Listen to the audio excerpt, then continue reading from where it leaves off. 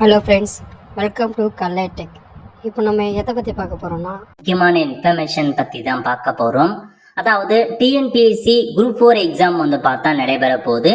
இப்போ இந்த 5 தவறு பண்ணுறீங்க அப்படின்னா உங்களுக்கான ஓஎம்ஆர் செல்லாதாக்கப்படும் அப்படின்னு சொல்லியிருக்காங்க. என்னமான தவறுகள் அதை பற்றின இன்ஃபர்மேஷன் தான் இந்த வீடியோ பார்க்க போகிறோம். இந்த வீடியோ ஸ்கிப் பண்ணாமல் ஃபுல்லாக பாருங்க. அது மட்டும் அல்ல, இந்த வீடியோ நிறைய பேருக்கு ஷேர் பண்ணுங்க. ஃபர்ஸ்ட் இந்த வெப்சைட் பண்ணிக்கோங்க. இந்த வெப்சைட்கான லிங்கை நான் டிஸ்கிரிப்ஷன் கொடுத்துட்றேன். tnpsc.government.in இதை பார்த்தா அஃபிஷியல் வெப்சைட். ஓகே, அதாவது டிஎன்பிஎஸ்சி குரூப் 4 எக்ஸாமுக்கான ஹால் டிக்கெட்டை ஆல்ரெடி பப்ளிஷ் பண்ணிட்டாங்க. இது வரைக்கும் உங்களுக்கான ஹால் டிக்கெட் டவுன்லோட் பண்ணாதவங்க நம்ம சேனலில் வீடியோ போட்டிருக்கோம். எப்படி ஹால் டிக்கெட் டவுன்லோட் பண்ணுறதுன்னு அதை பார்த்து நீங்கள் ஹால் டிக்கெட்டை முன்கூட்டியே பிரிண்ட் அவுட் எடுத்து வச்சுக்கோங்க. சில எல்லா இன்ஃபர்மேஷன்ஸுமே செக் பண்ணிக்கோங்க. முக்கியமாக தேர்வு கூடத்தின் முகவரி, அதாவது நீங்க எக்ஸாம் எங்க போயிட்டு எழுத போறீங்களோ அதுக்கான அட்ரஸ் கொடுத்துருக்காங்க. அந்த அட்ரஸை முன்கூட்டியே எங்க இருக்குன்னு தெரிஞ்சு வச்சுக்கிட்டு அதுக்கேற்ற மாதிரி ப்ரீ பிளானடா போக பாருங்க. ஸோ ஹால் டிக்கெட்ல இதான் உங்களுக்கான இன்ஃபர்மேஷன். இப்போ உங்களுக்கு எக்ஸாம் எழுத போறீங்க. குரூப் 4 எக்ஸாம் தேதி எப்பனா 12/7/2025 அன்னைக்கு தாங்க உங்களுக்கான எக்ஸாம் இருக்க போகுது. இப்போ எக்ஸாம் ஹாலுக்குள்ள இந்த தவறுலாம் செய்றீங்க அப்படின்னா நீங்க எக்ஸாம் எழுதுறதே வேஸ்டா போயிட்டு உங்களுக்கான ஓஎம்ஆர் செல்லாதாக்கப்படும். அது என்ன, அதை பத்தி இப்ப நம்ம பார்க்கலாம். ஓகே, ஃபர்ஸ்ட் செக்ஷன் என்ன அப்படின்னா, தேர்வாணைய அறிவிக்கையில குறிப்பிடப்பட்டுள்ள செல்போன் உள்ளிட்ட மின்னணு சாதனங்கள் மற்றும் இதர தடை செய்யப்பட்ட பொருட்களை தேர்வர்கள் தேர்வு கூடத்திற்கு கொண்டு வர அனுமதி இல்லை. தவறினார் அவர்களது விடைத்தாள் செல்லாதாக்கப்படுவதுடன் அவர்களது விண்ணப்பம் நிராகரிக்கப்படும். மேலும் தேர்வு எழுதுவதில் எதிர்காலத்துல விலக்கி வைக்கப்படுவர் அப்படின்றத சொல்லியிருக்காங்க. ஸோ நீங்க எக்ஸாம் ஹாலுக்குள்ள செல்போன் போன்ற கேஜெட்ஸ் கொண்டு போறீங்க அப்படின்னா உங்களுக்கான விடைத்தாள் செல்லாதாக்கப்படும், ரிஜெக்ட் செய்யப்படும் அப்படின்னு கொடுத்துருக்காங்க. ஸோ ஃபர்ஸ்ட் பாயிண்டே இதுதாங்க. ஸோ எக்ஸாம் ஹாலுக்குள்ள எதுவுமே எடுத்துட்டு போகாதீங்க. அந்த எக்ஸாம் சென்டருக்குள்ள எடுத்துட்டு போகலாம், பட் எக்ஸாம் ஹாலுக்குள்ள எதுவுமே நீங்க எடுத்துட்டு போகக்கூடாது. அதையும் தெளிவா நோட் பண்ணிக்கோங்க. அதுக்கப்புறம் ஓஎம்ஆர் ஷீட்ல ஒரு சில இன்ஸ்ட்ரக்ஷன்ஸ் கொடுத்துருக்காங்க. ஓஎம்ஆர் எப்படி ஃபில் பண்றது, எந்த மாதிரி இன்ஃபர்மேஷன் நீங்க ஃபில் பண்ணும், சரியான முறையில் ஓஎம்ஆர் எப்படி ஃபில் பண்றது, அதை பத்தின இன்ஃபர்மேஷன் நம்ம சேனல் ஆல்ரெடி வீடியோ போட்டிருக்கோம். புதிய ஓஎம்ஆர் எப்படி ஃபில் பண்றது நீங்க தெரிஞ்சுக்கோங்க. லிங்க் டிஸ்கிரிப்ஷன் கொடுத்துட்றேன். ஓகே, ஸோ இப்போ இதுல கொடுத்துருக்காங்க பாருங்க. கீழ்கண்ட காரணங்களால் உங்களுக்கான ஓஎம்ஆர் விடைத்தாள் செல்லாதாக்கப்படும் சொல்லியிருக்காங்க. என்னமான காரணம் அப்படின்னா, முதல்ல கருமை நிற மையுடைய பந்துமுனை பேனா தவிர மற்ற நிற மையுடைய பேனாவை பயன்படுத்துவது. அதாவது நீங்க ஓஎம்ஆர் பார்த்தா ஃபில் பண்றீங்க அப்படின்னா எந்த பென் யூஸ் பண்ணும் அப்படின்னா பிளாக் பால் பாயிண்ட் பெண்ணை மட்டும்தான் நீங்க பயன்படுத்துற மாதிரி இருக்கும். வேற ஒரு பெண்ணை நீங்க யூஸ் பண்றீங்க அப்படின்னா உங்களுக்கான ஓஎம்ஆர் ஷீட் பார்த்தா இன்வாலிட் பண்ணிடுவாங்க. ஸோ நீங்க தேர்வு எழுதுறதே வேஸ்டா போயிடும்.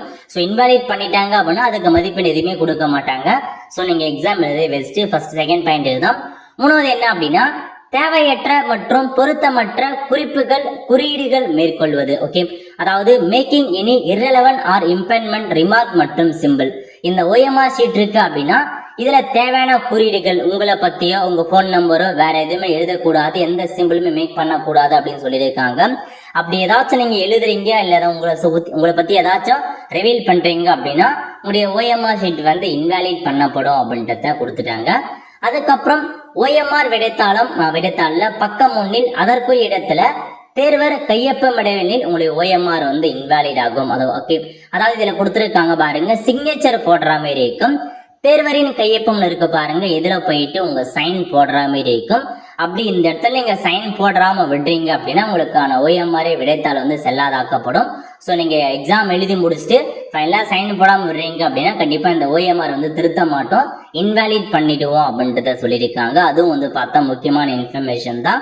அதுக்கப்புறம் என்ன கேட்டிருக்காங்கன்னா, தங்களுக்கு வழங்கப்பட்ட வினாத்தாளில் அச்சிடப்பட்டுள்ள வினா தொகுப்பு எண்ணை ஓஎம்ஆர் விடைத்தாளில் சரியாக கருமையாக்காமல் இருந்தால் ஸோ இன்வாலிட் பண்ணப்படும் அப்படின்னு சொல்லியிருக்காங்க. அதாவது உங்களுக்கு எக்ஸாம் ஸ்டார்ட் பண்றதுக்கு இப்போ 9 மணிக்கு நீங்க உள்ள போறீங்க அப்படின்னா 9:15க்கு கொஸ்டின் பேப்பர் கொடுத்துருவாங்க. அந்த கொஸ்டின் பேப்பர்ல புக்லெட் நம்பர் அப்படின்னு இருக்கும் மேல அந்த நம்பரை எடுத்து இதுல நீங்க எழுதுற மாதிரி இருக்கும். வினாத்தாள் தொகுப்பில போயிட்டு அந்த 4 நம்பரை நீங்க எழுதிட்டு அதுக்கு நேரா ஷேடோ பண்ணணும். மேல 4 அப்படின்னு இருக்குன்னா 4க்கு நேரா ஷேடோ பண்ணணும், 2 இருக்குன்னா 2க்கு நேரா ஷேடோ பண்ணணும். இந்த மாதிரி கொடுத்துருக்காங்க. ஒருவேளை நீங்க பாத்தீங்கன்னா தப்பா ஷேடோ பண்றீங்க அப்படின்னா உங்களுக்கான ஓஎம்ஆர் இன்வாலிட் பண்ணப்படும் அப்படின்னு சொல்லியிருக்காங்க. தேர்வரால் கருமையாக்கப்பட்ட வினாத்தாள் தொகுப்பு எண்ணை இறுதியானது சரியாக கருமையாக்கப்படாத நிலையில ஓஎம்ஆர் விடைத்தாள் செல்லாதாக்கப்படும் அப்படின்னு சொல்லியிருக்காங்க.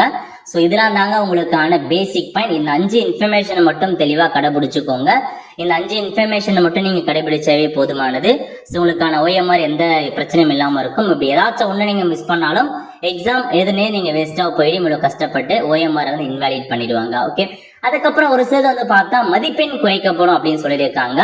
எந்த காரணத்துக்காக மதிப்பெண் குறைப்பாங்க அப்படின்னா, விடைத்தாளில் எந்த ஒரு வினாவிற்கும் அது தொடர்பான எந்த ஒரு வட்டத்தையும் கருமையாக்காமல் இருக்கீங்க அப்படின்னா உங்களுக்கு மதிப்பெண் குறைக்கப்படும் அப்படின்னு சொல்லியிருக்காங்க. 0.5 மதிப்பெண். அதாவது இப்ப கொஸ்டின் நம்பர் 1 இருக்கு அப்படின்னா ஏதாச்சும் ஒரு இதை நீங்க ஷேடோ பண்ணிதான் ஆகணும். இந்த ஒன்னுக்கு மட்டும் எதுவுமே நீங்க ஷேடோ பண்ணாம விடுறீங்க அப்படின்னா உங்களுக்கு 0.5 மதிப்பெண் குறைக்கப்படும் அப்படின்றதையும் உங்களுக்கு வந்து சொல்லியிருக்காங்க. அதுக்கப்புறம் வந்து பாருங்க, லெஃப்ட் தம்ப் இம்ப்ரெஷன் வைக்காம விடுறீங்க அப்படின்னா அதுக்கு ஒரு 0.5 மதிப்பெண். அதாவது இந்த இடத்துல வந்து பார்த்தா நீங்க தம்ப் இம்ப்ரெஷன் வைக்கிற மாதிரி இருக்கும். எக்ஸாம் ஹாலில் அதுக்கான இங்கு பேட்லாம் கொடுத்துருவாங்க. அப்போ நீங்கள் எடுத்துகிட்டு போயிட்டு லெஃப்ட் தம்ப் இம்ப்ரெஷனை மட்டும் நீங்கள் கைரேகை வைக்கணும். அப்படி வைக்கல அப்படின்னா 0.5 மதிப்பெண் குறைக்கப்படுங்க. இதுதான் மொத்தமாக ஒரு 7 இன்ஸ்ட்ரக்ஷன். இதை மட்டும் தெளிவாக நீங்கள் வந்து ஃபாலோ பண்ணிக்கோங்க. ஓகே, ஸோ அதான் ஃப்ரெண்ட்ஸ். ஸோ இதாங்க உங்களுக்கான இன்ஃபர்மேஷன். நோட் பண்ணிட்டு இதுக்கேற்ற மாதிரி நீங்கள் வந்து செக் பண்ணிட்டு கரெக்டாக போங்க.